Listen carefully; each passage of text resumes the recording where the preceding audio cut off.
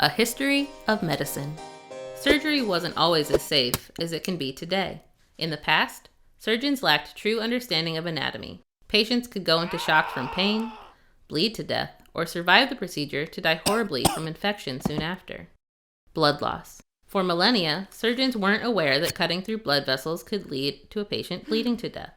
Eventually, they realized a hot cauterizing iron could be used to sear the flesh, which sealed blood vessels and staunched the blood flow.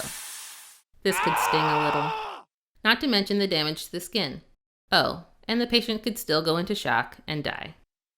In the 1500s, Ambrose Parry used ligatures and his new crow's beak to clamp blood vessels, stopping blood loss. The problem of blood loss was all but solved. Pain. Before 1844, there wasn't much pain relief on offer. You could choose from a drop of alcohol, mesmerism, hypnosis, or herbal preparation. All pretty rubbish at dealing with real pain.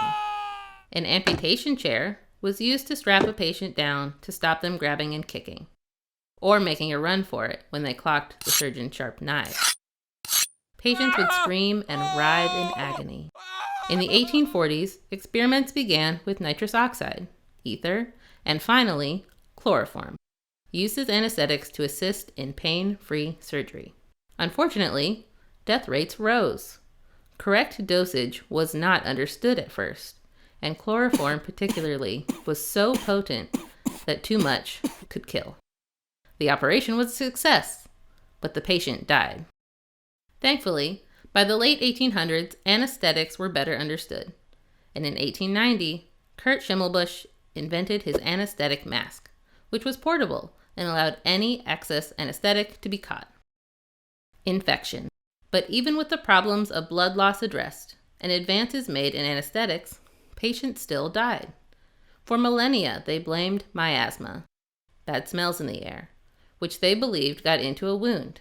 However, with the help of Louis Pasteur's use of microscopes to spot microorganisms, in 1865, Joseph Lister proved the link between germs and disease. These germs, bacteria, could be killed with an antiseptic. But how do you fill your operating theater with your chosen antiseptic, carbolic acid? You use a sprayer to direct a fine mist of carbolic acid around the room, killing any bacteria present on the patient, the surgeons, and their instruments.